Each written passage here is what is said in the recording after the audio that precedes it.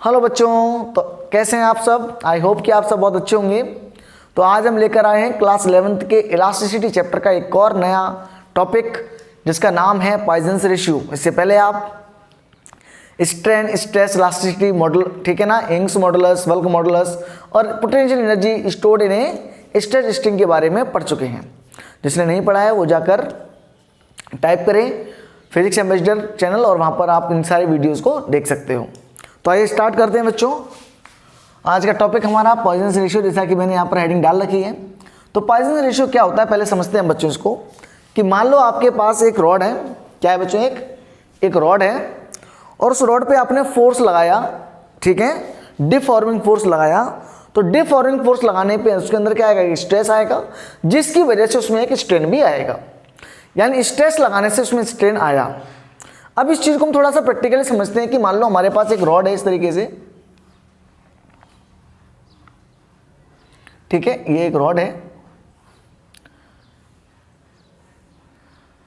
और इस रॉड की लेंथ जो है बच्चों वो है L। कितनी है, L।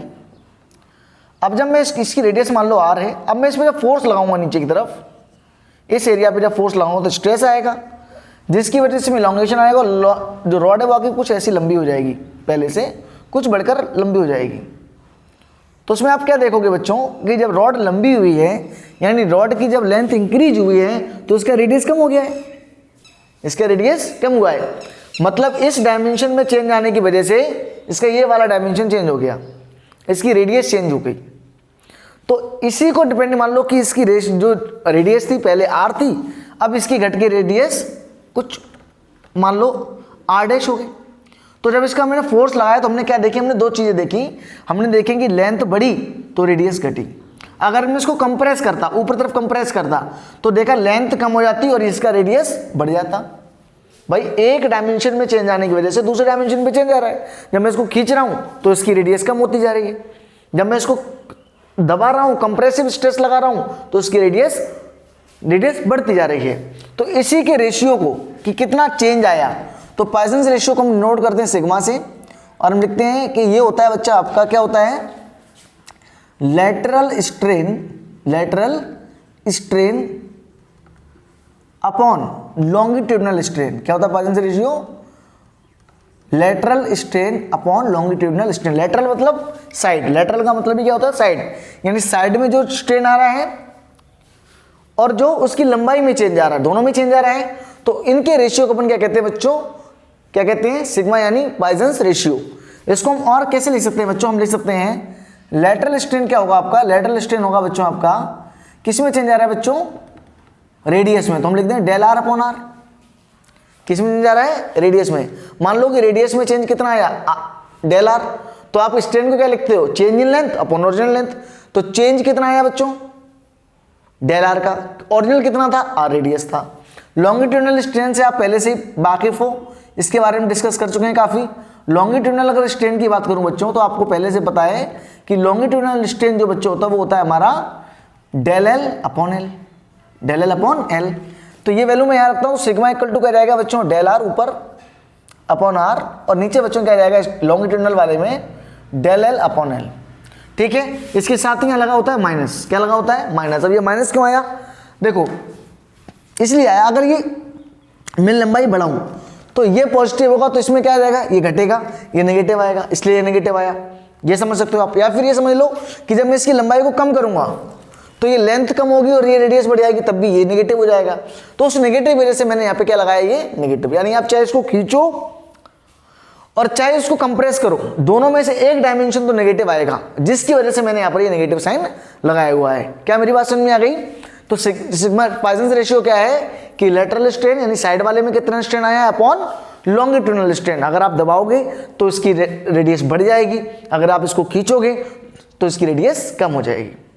क्लियर है। अब इसकी यूनिट क्या होगी, आपको दिख रहा होगा कि ये सब सेम क्वांटिटी का रेशियो है, तो इसकी कोई यूनिट नहीं होगी, क्योंकि डेल R इसकी मीटर मीटर मीटर मीटर सारे मीटर मीटर में, तो सारी यूनिट कैंसिल होकर क्या हो जाएगा, ये यूनिट लेस क्वांटिटी होगी। It is a unitless quantity, it is a unitless quantity, it is a unitless quantity. क्या मेरी बात समझ में आई आपको, it is a unitless quantity. तो सिग्मा हमारा होता है बच्चों minus del R upon R, यानी lateral strain upon longitudinal strain. तो क्लियर है बच्चों। अब देखो ध्यान से कि ये जो आपका सिग्मा आया है, इस सिग्मा की वैल्यू कितनी आती है, यानी कितना मैक्सिमम इसका वैल्यू हो सकता है या मिनिमम वैल्यू हो सकता है। तो आप याद रखेंगे कि जो उसकी थ्योरेटिकल लिमिट है, थ्योरेटिकल लिमिट जो है बच्चों वो है इसकी, यानी जो सिग्मा होता है हमारा वो होता है -1 से बड़ा और ये लगभग 0.5 से छोटा, ये थ्योरेटिकल लिमिट है। अगर मैं इसकी प्रैक्टिकल लिमिट की बात करूं, देखो थ्योरेटिकल लिमिट क्या है बच्चों, -1 से बड़ा और 0.5 से छोटा। और प्रैक्टिकल लिमिट की बात करूं तो बच्चों सिग्मा जो होता है वो किस किस के बीच में होता है, सिग्मा जो होता है वो 0.2 से 0.4 के बीच में होता है, 0.2 से 0.4 के बीच में होता है। डायरेक्ट कभी भी सवाल पूछ लेता है कि the Poisson's ratio can be, which of the following can be Poisson's ratio, तो आंसर आ जाएगा उसमें -1, 0.8, 0.9 ऐसा आ सकता है। तो आपको याद रखना है कि इसकी वैल्यू -1 से 0.5 के बीच में ही रहती है थ्योरेटिकल लिमिट, या 0.2 से 0.4 के बीच में रहती है, ये प्रैक्टिकल लिमिट है। क्लियर है बात। फटाफट नोट कर लीजिए इसको, फटाफट नोट कर लीजिए। चलिए कर लिया नोट, स्क्रीनशॉट ले लो इसका और मैं इसको मिटा रहा हूं। तो पॉइसंस रेशियो आपको समझ में आया, del R upon R upon del L upon N, या फिर हम डायरेक्ट याद रख सकते हैं कि साइड का strain upon longitudinal strain, side का स्ट्रेन अपॉन लॉन्गिट्यूडनल स्ट्रेन। ये इसकी लिमिट होती है -1 से 0.5, ये थ्योरेटिकल लिमिट है, और प्रैक्टिकल लिमिट 0.2 से 0.4 एक्सपेरिमेंटल लिमिट, ठीक है, 0.2 से 0.4 ध्यान रखना है आपको, 0.2 से 0.4 ये बहुत ही इंपॉर्टेंट रिलेशन है। अब देखो क्या करते हैं बच्चों, हम देखते हैं कि जो पॉइसंस रेशियो है वो किस तरीके से हमारे बाकी के जो मॉडुलस हैं उनसे रिलेटेड है। तो हम लिखेंगे रिलेशन बिटवीन गामा यानी यंग्स मॉडुलस, जी यानी शेयर मॉडुलस, और बी यानी बर्क मॉडुलस, और सिग्मा यानी पॉइसंस रेशियो में क्या रिलेशन है।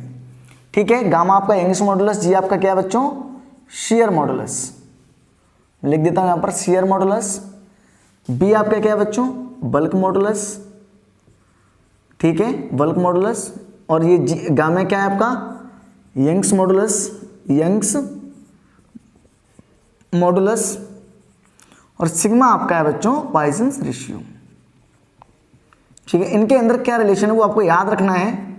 ठीक है, तो पहला रिलेशन है बच्चों, गामा जो है वो बराबर होता है बच्चों 3 इंटू बल्क मॉडुलस और 1 - 2 सिग्मा। ठीक है, क्या रिलेशन देखो, gamma equal to 3 into B यानी bulk modulus is equal to 1 - 2 sigma, याद रखना है आपको। दूसरा देखो, गामा इक्वल टू जो होता है बच्चों वो होता है आपका 2 इंटू जी यानी शेयर मॉडुलस, 2 इंटू जी यानी शेयर मॉडुलस, और 1 प्लस सिग्मा इसके बराबर होता है। और जो तीसरा और इंपॉर्टेंट रिलेशन वो क्या है बच्चों, ये क्या है हमारा, शेयर मॉडुलस। ठीक है, याद रखेंगे, मैंने इससे ऊपर लिख दिया है शेयर मॉडुलस, कई जगह इस पे ईटा से भी डिनोट करते हैं, किससे, ईटा से, है ना, और बी को किससे डिनोट करते हैं बच्चों, और के से भी डिनोट करते हैं। तो तीसरा रिलेशन जो बच्चों वो हमारा क्या है बच्चों, 9 upon gamma equal to 3/G plus 1/B, ये तीसरा रिलेशन है। तीनों ही रिलेशन आपको याद करने हैं, क्योंकि इनमें से किसी भी रिलेशन का जो डेरिवेशन है वो आपके सिलेबस में नहीं है। ठीक है, हायर क्लासेस में जब आप जाएंगे तो वहाँ पढ़ाए जाएंगे, फिलहाल आपको रिमेंबर कर लेना है, ताकि अगर कोई क्वेश्चन आपका नीट या जेईई में फंसता तो वहाँ से आप ये रिलेशन याद आप कर पाएंगे। ठीक है, एक और इम्पोर्टेंट रिलेशन है हमारा, एक और इम्पोर्टेंट रिलेशन है बच्चों, इंटर, क्या होता है बच्चों, इसे बोलते हैं interatomic constant. Interatomic constant, interatomic constant, क्या interatomic constant, interatomic constant को नोट करते हैं केस, और ये होता है gamma into R nought, gamma into R nought. Gamma होता है यंग्स मॉडल, आर नॉट जानते हो आप, आर नॉट क्या बच्चों, हमारी inter atomic distance, inter atomic distance. आपको याद हो मैंने आपको स्प्रिंग वाला एग्जांपल बना के बताया था, इंटर एटॉमिक डिस्टेंस। ठीक है, तो ये आपके कुछ रिलेशंस हैं जो आपको याद रखने हैं, ये आपके रिलेशंस आपको याद रखने हैं। ठीक है, तो इसके बाद एक इंपॉर्टेंट, ठीक है, ये आपको याद रखने हैं, कर लेते हैं बच्चों इसको पॉइजन रेशियो से कि किस तरीके क्वेश्चन बन सकता है। तो देखिए क्वेश्चन ध्यान से, मान लो आपके पास एक ऐसे रॉड है, एक सिलेंडर इस तरीके का।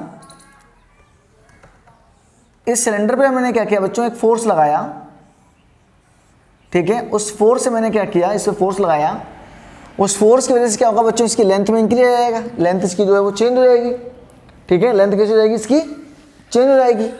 तो हमने क्या लिखा, हम इसकी लेंथ मान लो L है और मान लो इसकी रेडियस R है।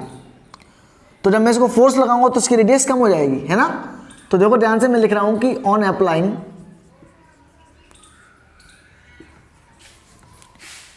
A force its length increases by 1%। और सिग्मा, इफ सिग्मा यानी पाइसन रेशियो दे रखा है 1/4, तो उसमें आपको पता करना find the percentage change in volume,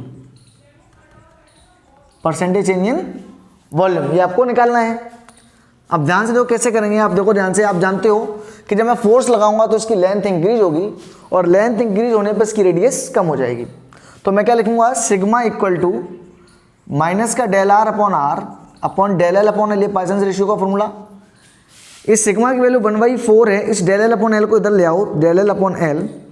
तो डेल आर अपॉन आर की वैल्यू जो आपको मिलेगी वो कितनी मिलेगी बच्चों, माइनस का ही है। पक्की बात है, ये समझ में आ गया। डेल आर अपॉन आर की वैल्यू आ गई। अब आप जानते हो जो वॉल्यूम में चेंज आएगा वो क्या होता है, वॉल्यूम आप जानते हो पाई आर स्क्वायर एच, एच की पे मैंने क्या ले ली, इसकी हाइट एल। क्लियर है, वॉल्यूम क्या है, पाई आर स्क्वायर इन एल। अब आप जब चेंज निकालते हो, चेंज कैसे लिखते हो, डेल वी अपॉन वी। अब ये चेंज पाई पे डिपेंड तो नहीं करेगा, तो चेंज कैसे निकालेंगे, डेल वी अपॉन वी। आप परसेंटेज में पढ़ चुके हो, एरर में पढ़ चुके, डेल आर अपॉन आर, ये चेंज आ गया इसका रेडियस में, और plus del L upon L, ये चेंज किस में आ गया बच्चों, लेंथ में। क्लियर है। अब अगर परसेंटेज निकालना तो क्या लिखेंगे, del V upon V into 100, ये परसेंटेज चेंज हो गया इसमें।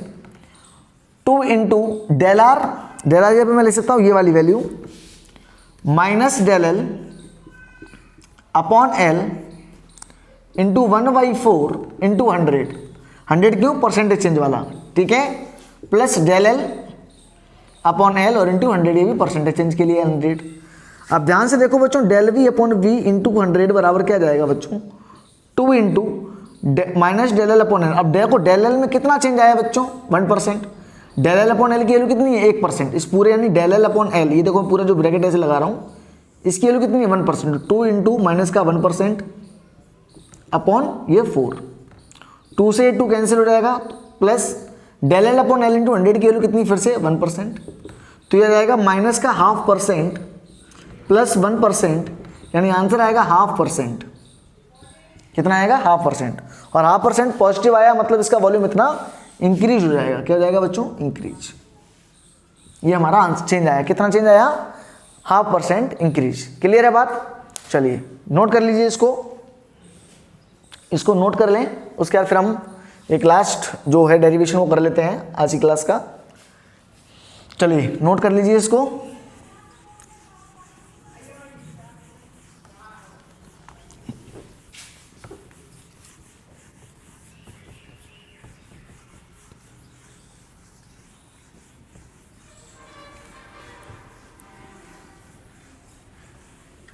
नोट कर लीजिए, कर लिया। चलिए तो बच्चों अगला जो हमारा टॉपिक है वो है elongation in a uniform rod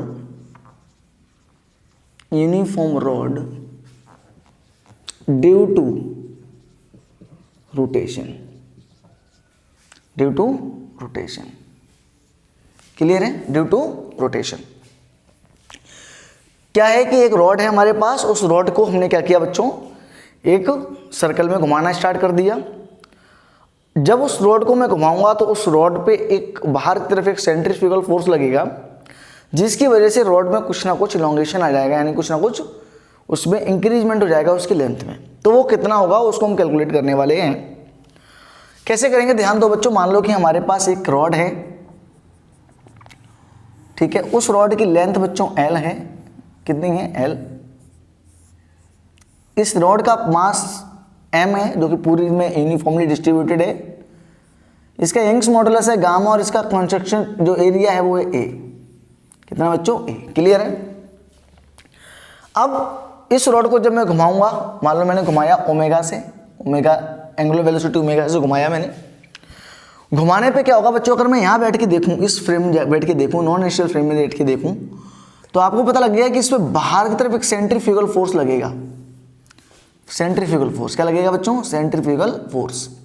इस बात को आप ऐसे फील कर सकते हो कि अगर आप किसी बस में बैठ गया हो और बस जब अचानक किसी मोड़ पे मुड़ती है, जिधर अगर बस इधर मुड़ी तो हम बाहर की तरफ इधर फेंकते हैं, आगे ऑटोमेटिकली हम बाहर की तरफ थ्रो होते हैं। क्यों होता है? वो इनर्शिया की वजह से। तो इसीलिए जब रोड पे बैठेंगे तो रोड घूमेगी तो रोड हमें बाहर की तरफ इस सेंट्रीफ्यूगल फोर्स की वजह से भेजती है।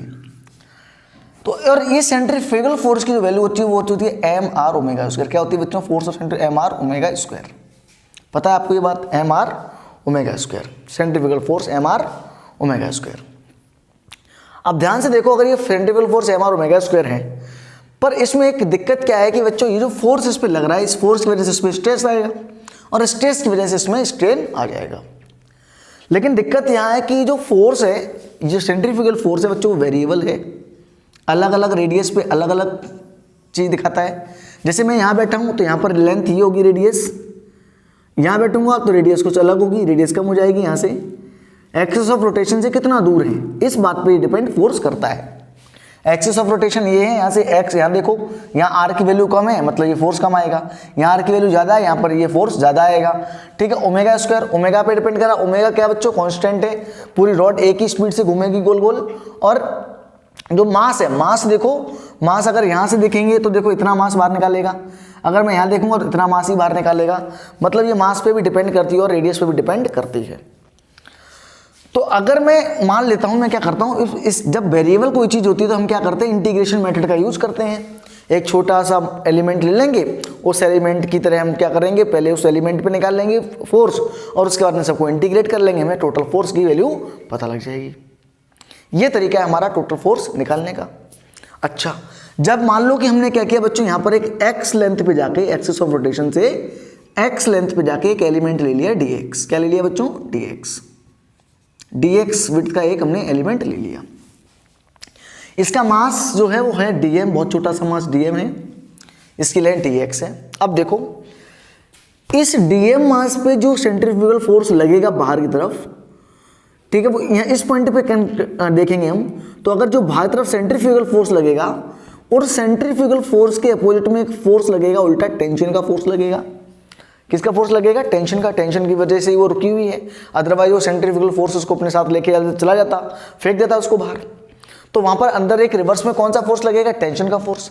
ये टेंशन का फोर्स जो है इसको क्या करेगा? बैलेंस करके रखेगा, या हम कह सकते हैं टेंशन का फोर्स जो क्या करेगा? इसको बैलेंस करके रखेगा ताकि रोड दूर ना भाग जाए। अब इस डीएम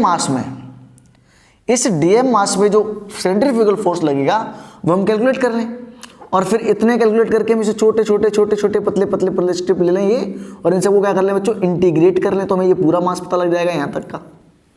क्या बात समझ आ रही? इस पूरे एरिया का मास पता लग जाएगा और उस मास पे देख लेंगे इसमें कितना चेंज आ रहा है।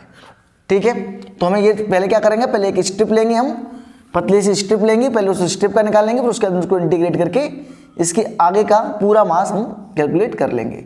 तो ये जो हमारी लेंथ थी वो कितनी थी बच्चों? dx थी, और इसका मास कितना था बच्चों? dm था। ये बहुत ही पतली सी क्या है? एलिमेंट है। तो हम क्या निकालेंगे कि small force df acts on elemental mass dm will be given by df equal to m कितना मास? ये dm r omega square. dm r की जगह कितना बच्चों? देखो ये लेंथ l, r है तो इसकी लेंथ कितनी है? x। ये रेडियस होगी, एक्सिस ऑफ रोटेशन से ये रेडियस है। अब मैं क्या करूं कि इस dm मास जो है इसको मैं यहां से लेके यहां तक इंटीग्रेट कर लूं, भाई ये टोटल मास चाहिए, मैंने इस पॉइंट को x दूरी पे लिया है। अगर मैं यहाँ से लेता तो यहाँ से यहाँ तक का बाहर का इंटीग्रेट कर लेता, क्योंकि मैं बाहर वाला ये मास जो होता है यही मास तो है जो मैं इसका सेंट्रीफ्यूगल फोर्स बना रहा है, तो इसलिए हम यहाँ से यहाँ तक इसको इंटीग्रेट करेंगे। तो अब देखिए, अब इंटीग्रेट करोगे तो पहली बात तो ये है कि यहाँ बच्चों x और यहाँ है dm। अब आप एक बताइए, x dm के साथ इंटीग्रेट नहीं हो सकता, dm किसके साथ इंटीग्रेट होगा, m के साथ, ठीक है, x किसके साथ इंटीग्रेट होगा, dx के साथ, यानी ये x और ये dm, तो x dm के साथ तो इंटीग्रेट नहीं हो सकता और हमें ये x लेके यहाँ तक पूरा इंटीग्रेट करना है। तो उसके लिए हम क्या करेंगे बच्चों, ध्यान दें, एक चीज हमने लिख दी लैम्डा, जिसको हम बोलते हैं मास पर यूनिट लेंथ, मास पर यूनिट लेंथ, ठीक है, मास पर यूनिट लेंथ है जो वो कितना है लैम्डा, और लैम्डा की वैल्यू है m/l। लैम्डा क्या है कि एक यूनिट लेंथ पे कितना मास है, एक यूनिट लेंथ पे, देखो ये पूरी लेंथ l है, इस पे मास m है। मान लो 10 मीटर की रॉड का मास 10 kg है, तो 1 मीटर पे कितना आया, 1 kg की रॉड यूनिफॉर्म है, 1 मीटर पे अगर 10 मीटर पे 10 kg मास है तो 1 kg पे कितना, 1 मीटर पे कितना आएगा, 1 kg। तो वो उसको हमने किससे डिनोट किया, लैम्डा से, मास पर यूनिट लेंथ। ध्यान दें, तो अगर ये छोटा सा मास dm/dx है तो इसके लिए लैम्डा क्या हो जाएगा, देखो ध्यान से, लैम्डा कितना हो जाएगा बच्चों, dm/dx, dm/dx। अब ये दोनों, ये भी लैम्डा ये भी लैम्डा, तो मैं क्या लिखूंगा, dm/dx is equal to m/l, ये लिखूंगा। यहां से मैं लिखूंगा dm/dx, dm की वैल्यू निकालूंगा तो m/l इंटू dx। क्लियर है? और ध्यान से देखोगे तो यहां से dm की वैल्यू आ जाएगी बच्चों लैम्डा dx। कैसे, ये m/l क्या था, लैम्डा, तो dm की वैल्यू क्या आ जाएगी बच्चों, लैम्डा dx। यहाँ से भी निकाल सकते हैं dm की वैल्यू लैम्डा dx, आप डायरेक्ट भी यहाँ से लिख सकते थे लैम्डा dx। देखो यहाँ से dm equal to lambda dx। अब देखो इस dm की वैल्यू में लैम्डा dx यहाँ रख दूँ तो df इक्वल टू बच्चों क्या जाएगा, lambda dx into x omega square. दोनों तरफ इंटीग्रेट करेंगे तो आपको देखेगा यहाँ से फोर्स F, 0 से टोटल फोर्स F तक लगेगा, टोटल फोर्स यहाँ लगेगा बच्चों कितना, जो x है वो कहाँ से कहाँ तक है, x देखो कहाँ से कहाँ तक, x से यहाँ तक, यहाँ से लेके यहाँ तक का देखो तो यहाँ तक की लेंथ x है, यानी x से लेके l तक इंटीग्रेट करना है हमको। अब ध्यान देंगे आपको तो df जो टोटल फोर्स हो जाएगा वो जाएगा F, और यहाँ लैम्डा देखो कांस्टेंट है, मास पर यूनिट लेंथ तो कांस्टेंट रहेगा क्योंकि यूनिफॉर्म रॉड है, x dx और ओमेगा स्क्वायर, ओमेगा भी कांस्टेंट, ओमेगा स्क्वायर ही बाहर ले लो। अंदर बचा हमारे बच्चों x dx और लेंथ ये कहाँ से x से l तक, कहाँ से कहाँ तक इंटीग्रेट कर रहे हैं, x से l तक। तो फोर्स इक्वल टू बच्चों हो जाएगा लैम्डा की वैल्यू देखो lambda omega square, x dx का इंटीग्रेशन होता है बच्चों x स्क्वायर बाई 2, और यहाँ रख देंगे लिमिट x से लेके l तक। तो यहाँ आपको फोर्स की जो वैल्यू मिलेगी बच्चों वो होगी lambda omega square upon 2 into L square minus x. उसका लिमिट रखेंगे, पहले अपर लिमिट यानी यहाँ पर लिखेंगे x जगह पे एल स्क्वायर, फिर lower limit minus X square, x L square minus X square. ये जो हमारा निकला वो निकला बच्चों फोर्स, और ये वो फोर्स होगा जो इसके अंदर स्ट्रेस डेवलप करेगा।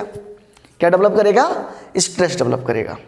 क्लियर है? यहाँ तक नोट करो, ये इंपॉर्टेंट, यहाँ तक आ गया हमारा इंपॉर्टेंट इंटीग्रेशन आया, force equal to lambda omega square L square minus X square. इसको नोट कर लें, फिर मैं आगे कराता हूँ। हाँ, स्क्रीनशॉट लेके नोट कर लें, आगे देखो। अब ध्यान से देखो, फोर्स की value I lambda omega square by 2 L square minus X square. क्या आया बच्चों, लैम्डा ओमेगा स्क्वायर, क्या आया बच्चों, फोर्स की वैल्यू मैं लिख देता हूँ lambda omega square by 2 into L square minus X square by 2। ठीक है, अब ध्यान दो, ये फोर्स जो था इसके अंदर स्ट्रेस डेवलप करेगा। तो आप बताओ स्ट्रेस जो इसका यंग्स मॉडुलस होता है, हमें कहते हैं स्ट्रेन का फॉर्मूला क्या होता है, स्ट्रेन का फॉर्मूला होता है बच्चों stress upon gamma. Hooke's law से याद आया आपको, स्ट्रेन का फॉर्मूला क्या होता है, स्ट्रेस अपॉन गामा, या गामा इधर तो स्ट्रेस अपॉन स्ट्रेन, ये फॉर्मूला होता है। स्ट्रेन का फॉर्मूला है स्ट्रेन अपॉन गामा। अब देखो स्ट्रेन, हम इस छोटे से एलिमेंट dx में कितना स्ट्रेन आया, इसमें पहला छोटा सा एलिमेंट लिया है तो इसमें हम स्ट्रेन कितना मान लें, हम इसमें स्ट्रेन मान लेते हैं बच्चों dl। कितना स्ट्रेन आया, dl। तो हम क्या लिखेंगे बच्चों, dl लेट dl स्ट्रेन या dl इंक्रीजमेंट इन dx एलिमेंट। ये जो आपका छोटा सा dx एलिमेंट है, इस फोर्स की वजह से इसमें कितना चेंज आया, मान लो कि dl आया। तो हम क्या लिखेंगे बच्चों, स्ट्रेन क्या होता है, स्ट्रेन होता है चेंज इन लेंथ, ये चेंज आया है किस में है, अपॉन ओरिजिनल लेंथ dx में। क्या मेरी बात समझ में आई? dl किस में आया, dx में, बराबर स्ट्रेस के लिए आपको स्ट्रेस क्या होता है बच्चों, फोर्स अपॉन एरिया। फोर्स कितना है बच्चों, फोर्स अपॉन एरिया, मैं से लिख दूंगा फोर्स, फोर्स की वैल्यू कितनी है, फोर्स अपॉन एरिया, ठीक है, और इंटू नीचे क्या था बच्चों, गामा, ठीक है। तो dl बाई dx क्या समझ में आ रहा है आपको, ये चेंज इन लेंथ आया, मान लो dx में कितना चेंज आया, dl, और अपॉन ओरिजिनल लेंथ कितनी थी इसकी, dx, और upon equal to force. Force कितना है बच्चों, यहाँ पे देखो स्ट्रेस क्या होता है, फोर्स अपॉन एरिया, और नीचे क्या था, गामा। फोर्स की वैल्यू बच्चों है lambda omega square by 2 A gamma नीचे की तरफ, और इनटू एल स्क्वायर माइनस का एक्स स्क्वायर, यही था। क्लियर है? अब फिर से देखो, अब इस हमने इस डीएम के डीएक्स के लिए इंटीग्रेट कर लिया, मुझे इस पूरी रॉड में कितना लेंथ कितना चेंज आएगा, तो पूरी रॉड कहाँ से, यहाँ से यहाँ तक, तो इंटीग्रेशन इस बार कहाँ से होगा, यहाँ से लेके यहाँ तक। तो डीएल बाई डीएक्स, तो हम क्या लिखेंगे, दोनों तरफ इंटीग्रेट करेंगे बच्चों, तो हम क्या लिखेंगे, डीएल इक्वल टू, ध्यान से देखो, DL equal to lambda omega square 2 A gamma, ये कांस्टेंट है, lambda constant, omega square constant, 2 constant, A constant, gamma constant. क्या बचा हमारा, एल स्क्वायर माइनस का एक्स स्क्वायर और इंटू डी एक्स, ये डी एक्स उधर चला जाएगा। अब इस डी एक्स को मैं इंटीग्रेट करूंगा कहाँ से, पूरे, ये लेंथ किस में आया, डी एक्स में आया चेंज, पूरे में कितना चेंज आएगा, इसके लिए मैं क्या करूंगा, यहाँ से लेके यहाँ तक क्या कर लूँ, इंटीग्रेट। तो डी एल कितना आएगा, 0 से मान लो टोटल चेंज आया वो आया डेल एल, टोटल चेंज कितना आया, मान लो इसमें छोटा सा आया डी एल, तो पूरे में डेल एल, ठीक है। तो यहाँ और इधर कहाँ से कहाँ तक आ जाएगा बच्चों, लिमिट देखो, dx कहाँ से आ जाएगी, 0 से लेके l तक, पूरी लेंथ में कितना, पूरी जो लेंथ है उसमें कितना इंकर आएगा, 0 से लेके l तक। यहाँ रखेंगे बच्चों, यहाँ इसको इंटीग्रेट करेंगे तो dl का इंटीग्रेशन l, और l की वैल्यू रखेंगे तो आ जाएगा डेल l, क्या जाएगा, डेल l, जो कि आपको पूछा गया है। सामने देखो इधर lambda omega square by 2 A gamma, ये तो आपका कॉन्स्टेंट हो गया बच्चों। अब यहाँ इंटीग्रेट करेंगे इसको dx का l स्क्वायर के साथ, तो आंसर आ जाएगा L square x by x minus का एक्स क्यूब का dx का एक्स क्यूब बाई 3। क्या समझ में आया? देखो dx का इंटीग्रेशन कितना होता है, x, जैसे अभी देखो dl का इंटीग्रेशन क्या हुआ, l, और l का l में लिमिट रखी तो डेल l।